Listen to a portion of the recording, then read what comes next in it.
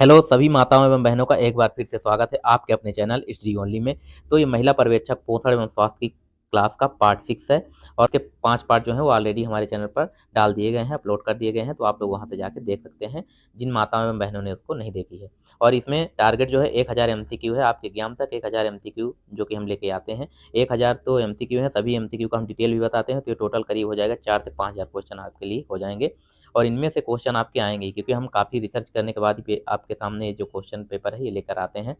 तो इसलिए आप लोग क्लास जरूर अटेंड करिए और साथ ही अपने मित्रगणों से भी शेयर करिए। तो चलिए स्टार्ट करते हैं आज की क्लास। तमाम बहनों ने अभी तक हमारे चैनल को सब्सक्राइब नहीं किया है वो लोग चैनल को सब्सक्राइब जरूर कर लें और साथ ही बेल आइकन भी प्रेस कर लें क्योंकि हम आप लोग के लिए ऐसे ही क्लासेस लेकर आते रहते हैं। तो आइए स्टार्ट करते हैं आज की क्लास। नंबर फर्स्ट देख लेते हैं। क्वेश्चन नंबर फर्स्ट दिए गए सांस अभियान में प्रथम एस से क्या तात्पर्य है। जो सांस लिखा है फर्स्ट जो लेटर है एस, इसका क्या तात्पर्य है। तो इसका राइट आंसर है ऑप्शन सी, सोशल जो है इसका। तो इसका जो अर्थ है वो सोशल है। फर्स्ट जो लेटर दिए गए एस, तो इसका अर्थ है सोशल। फिर इसके फुल फॉर्म की बात कर लेते हैं। तो सांस का फुल फॉर्म है social awareness and action to neutralise pneumonia successful. यह इसका फुल फॉर्म हो गया। और इस अभियान की शुरुआत की बात करें तो 16 नवंबर 2019 को इसकी शुरुआत की गई थी।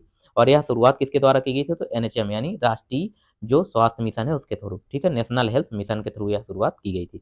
उसके बाद क्वेश्चन नंबर सेकंड देख लेते हैं। क्वेश्चन नंबर सेकंड दिया गया है कि लालिमा योजना में लाभार्थी में कौन कौन से वर्ग आते हैं, यानी लालिमा योजना जो है उसके अंतर्गत कौन कौन से वर्ग जो लाभार्थी हैं वो आते हैं। इसमें आपके ऑप्शन है किशोरी बालिकाएं, ऑप्शन बी है बच्चे, ऑप्शन सी है गर्भवती महिलाएं, ऑप्शन डी है उपरोक्त सभी। इसका जो राइट आंसर है ऑप्शन डी, उपरोक्त सभी। ये सभी लोग लालिमा योजना के लाभार्थी के रूप में आते हैं। और लालिमा योजना की बात करें तो इसकी शुरुआत 1 नवंबर 2016 को हुई थी। यह योजना मध्य प्रदेश सरकार की है। इसका मकसद बच्चों, किशोरियों, गर्भवती और धात्री माताओं में खून की कमी एनीमिया को रोकना है, ठीक है। यह लालिमा योजना का लोगो है। उसके बाद क्वेश्चन नंबर थर्ड देख लेते हैं। क्वेश्चन नंबर थर्ड जो दिया गया है कि टाइफाइड से शरीर का कौन सा अंग प्रभावित होता है, ठीक है। टाइफाइड से कौन सा अंग शरीर का प्रभावित होता है। इसका जो राइट आंसर है ऑप्शन सी, आंत जो है टाइफाइड से प्रभावित होता है। ये देख सकते हैं आप लोग, ये जो आंत है, इधर देखिए लीवर हो गया ऊपर, ये जो हल्का ब्राउन कलर का है लीवर है। उसके बाद आपके ब्राउन कलर के लीवर के नीचे जस्ट ये पेट हो गया, स्टमक। फिर लार्ज इंटेस्टाइन है, ये बड़ी वाली है, और ये जो पिंक कलर की है ये स्मॉल इंटेस्टाइन होती है, ठीक है। उसके बाद इसमें आगे हम बात कर लेते हैं। उसके बाद इसमें हम आगे बात कर लेते हैं। टाइफाइड एक गंभीर बैक्टीरियल संक्रमण है। यह किसके द्वारा फैलता है, तो यह साल्मोनेला टाइफी नाम के बैक्टीरिया से फैलता है, ठीक है। टाइफाइड से संक्रमित व्यक्ति के मल या पेशाब से दूषित भोजन या पानी का सेवन करने से फैलता है, ठीक है। टाइफाइड किसकी वजह से फैलता है, तो दूषित भोजन या पानी की वजह से फैलता है। उसके बाद क्वेश्चन नंबर 4 देख लेते हैं। अंतरराष्ट्रीय माहवारी स्वच्छता दिवस कब मनाया जाता है। आपकी ये ऑप्शन दिए गए हैं। इसका जो राइट आंसर है ऑप्शन बी, 28 मई को अंतरराष्ट्रीय माहवारी स्वच्छता दिवस मनाया जाता है। और अंतरराष्ट्रीय मासिक धर्म स्वच्छता दिवस हर साल 28 मई को मनाया जाता है। इसकी शुरुआत साल 2013 से जर्मनी से हुई थी, ठीक है। इसकी शुरुआत कहाँ से हुई थी, जर्मनी से, और 2013 में इसकी शुरुआत हुई थी। और इसकी शुरुआत किसके द्वारा हुई थी, तो एक गैर सरकारी संगठन वास यूनाइटेड ने की थी, ठीक है। उसके बाद क्वेश्चन नंबर 5 देख लेते हैं। क्वेश्चन नंबर 5 दिया गया है कि गर्भावस्था के दौरान हीमोग्लोबिन का स्तर क्या होना चाहिए। यानी गर्भावस्था के दौरान जो माताएं बहनें गर्भावस्था में होती हैं उनमें उनकी बॉडी में जो हीमोग्लोबिन का जो स्तर है वो कितना होना चाहिए। इसका जो राइट आंसर है ऑप्शन डी, 12 से 16 ग्राम डीएल में इसका जो राइट आंसर है होना चाहिए, जो हीमोग्लोबिन की मात्रा है, ठीक है। गर्भावस्था के दौरान हीमोग्लोबिन का स्तर 11 ग्राम डीएल या उससे ज़्यादा होना चाहिए। और गर्भावस्था की पहली और तिमाही में हीमोग्लोबिन का स्तर 12 ग्राम डीएल या उससे ज़्यादा भी होना चाहिए, ठीक है। उसके बाद क्वेश्चन नंबर 6 की बात करते हैं। क्वेश्चन नंबर जो 6 दिया गया है कि प्रोटीन शब्द का नामकरण सर्वप्रथम किसने किया था। प्रोटीन का जो नामकरण है ये सर्वप्रथम किसने किया था, आपके ऑप्शन दिए गए हैं। तो इसका राइट आंसर है मुल्डर। मुल्डर ने इसका सर्वप्रथम नामकरण किया था। और कब किया था, तो 1840 में। 1840 में इसका जो नामकरण है मुल्डर ने किया था। और साथ ही दोस्तों अगर प्रोटीन की बात करें तो प्रोटीन शब्द को सबसे पहले स्वीडिश वैज्ञानिक जोन्स बर्जेलियस ने 1838 में गढ़ा था। और यह शब्द ग्रीक भाषा के शब्द से और यह शब्द ग्रीक भाषा के शब्द प्रोटियस से लिया गया है। प्रोटियस का अर्थ होता है कि पहली श्रेणी के प्राथमिक, ठीक है। तो अगर नामकरण पूछे तो किसने किया है इसका नामकरण, तो मुल्डर ने किया है। लेकिन अगर सबसे पहले किसने यूज किया है इसको, बेलियस 1838 में इसको गढ़ा था, ठीक है। और नामकरण पूछे तो मुल्डर ने 1840 में इसका नामकरण किया था। कंफ्यूज नहीं होइएगा, ये क्वेश्चन आएगा तो इनमें से कोई एक ही ऑप्शन रहेगा, या तो मुल्डर का नाम दिया रहेगा या फिर आपको बर्जेलियस का नाम दिया रहेगा। तो जिसका नाम दिया रहेगा दो में से एक, उसी का ऑप्शन को आपको टिक करना है, ठीक है। फिर क्वेश्चन नंबर 7 की बात करते हैं। क्वेश्चन नंबर जो 7 है, एमएमआर किसके द्वारा बनाया गया था? एमएमआर का जो टीका है यह किसके द्वारा बनाया गया था? इसमें आपके ऑप्शन दिए गए हैं। इसका जो राइट आंसर है ऑप्शन डी, मैरिस हिल्लेमैन के द्वारा जो टीका है बनाया गया था। एमएमआर टीका जो है मेजल्स, मम्प्स एंड रूबेला के लिए दिया जाता है। और मैरिस राल्फ हिलमैन 1919 से 2005 मर्क कंपनी में बच्चों की देखभाल में नियमित रूप से इस्तेमाल किए जाने वाले अधिकांश टीकों का निर्माता है। ठीक है। एमएमआर के फुल फॉर्म की बात करें तो मेजल्स, मम्प्स एंड रूबेला इसका फुल फॉर्म है। फिर क्वेश्चन नंबर 8 देखते हैं। क्वेश्चन नंबर 8 है, निम्न में से कौन सी बीमारी डब्ल्यूएचओ ने विश्व से उन्मूलित घोषित कर दिया है? ये जो बीमारियां दी गई हैं इनमें से कौन सी बीमारी है जिसको डब्ल्यूएचओ यानी विश्व स्वास्थ्य संगठन, वर्ल्ड हेल्थ ऑर्गेनाइजेशन ने उन्मूलित घोषित कर दिया गया है? तो इसका जो राइट आंसर है ऑप्शन सी, चेचक को डब्ल्यूएचओ ने वर्ल्ड उन्मूलित घोषित कर दिया है।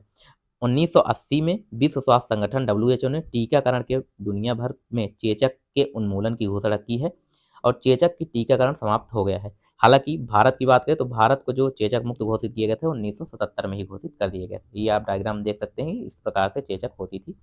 ठीक है। क्वेश्चन नंबर 9 है, राष्ट्रीय प्रतिरक्षी कार्यक्रम के अंतर्गत खतरे का वैक्सीन किस आयु पर दिया जाता है? इसका जो राइट आंसर है ऑप्शन बी, 9 माह के अंदर यह जो वैक्सीन है वो दी जाती है।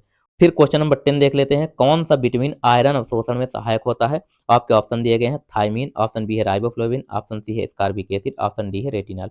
इसका जो राइट आंसर है ऑप्शन सी, स्कारबिक एसिड, जिसे विटामिन सी बोलते हैं। यह जो है खून का अवशोषण, यह जो है आयरन के अवशोषण में सहायक होता है।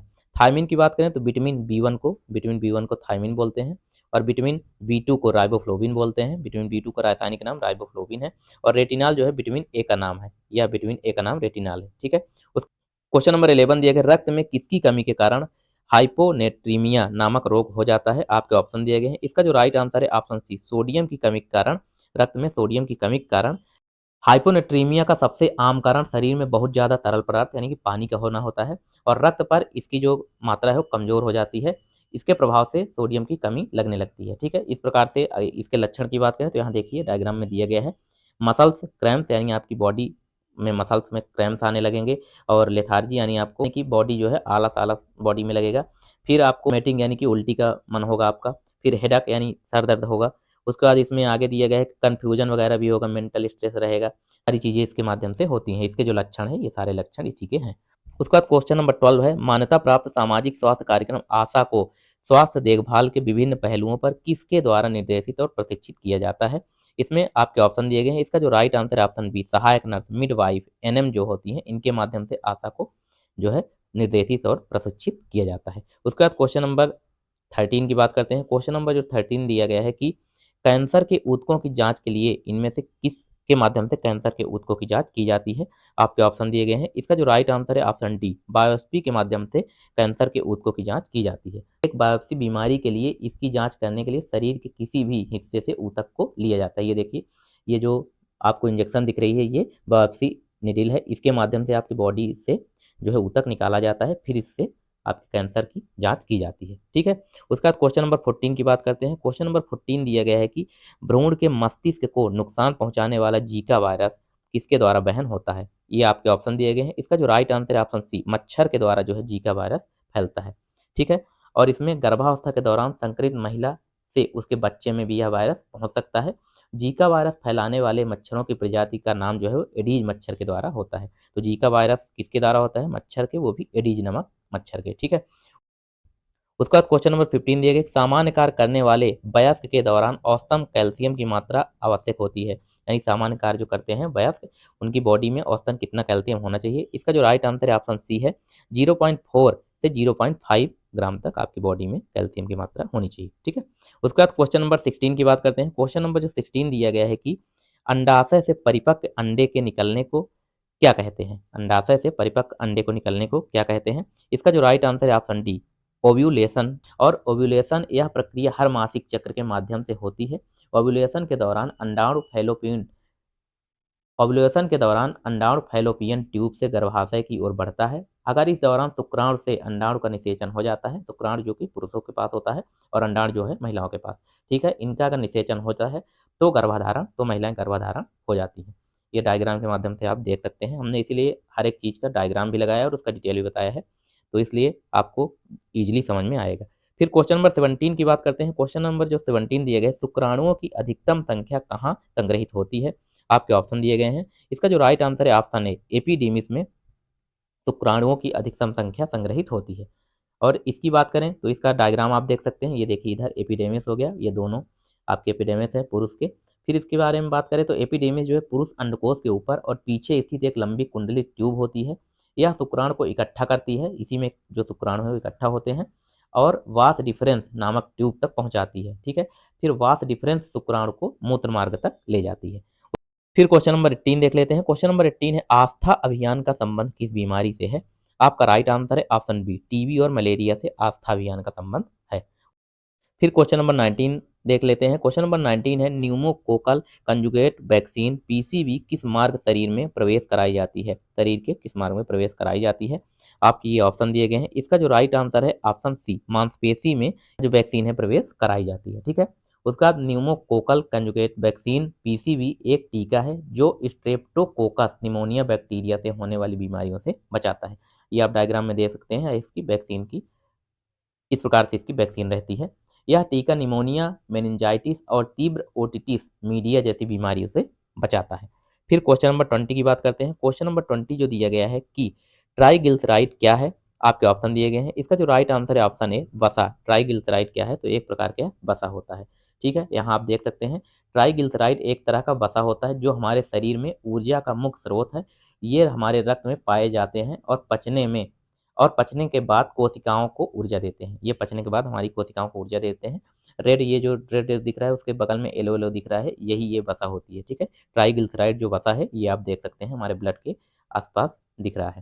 फिर क्वेश्चन नंबर 21 है, अन्य पशुओं के मांस की तुलना में मछली का उपभोग स्वास्थ्यकर माना जाता है क्योंकि मछली में क्या पाया जाता है? तो इसका जो राइट आंसर है ऑप्शन बी, बहुसंतृप्त वसा अम्ल। बहु असंतृप्त वसा अम्ल मछली में पाया जाता है, जिसकी वजह से यह अन्य मांस की तुलना में मछली का उपभोग स्वास्थ्यकर माना जाता है।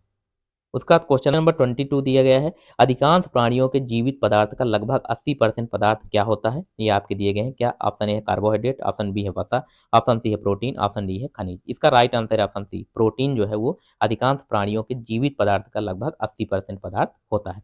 ठीक है, उसके बाद फिर क्वेश्चन नंबर 23 है, डब्ल्यूएचओ की स्थापना कब हुई थी? आपकी ये ऑप्शन दिए गए हैं। इसका जो राइट आंसर है ऑप्शन डी, 7 अप्रैल 1948 को डब्ल्यूएचओ की स्थापना की गई थी। ये डब्ल्यूएचओ का लोगो है दोस्तों, ये देख सकते हैं आप। इसके बाद इस संस्था की स्थापना 7 अप्रैल 1948 को की गई थी। इसका उद्देश्य संसार के लोगों के स्वास्थ्य का स्तर ऊंचा करना है और डब्ल्यूएचओ का मुख्यालय स्विट्जरलैंड के जिनेवा शहर में स्थित है। ठीक है, स्विट्जरलैंड के जिनेवा में इसका मुख्यालय स्थित है।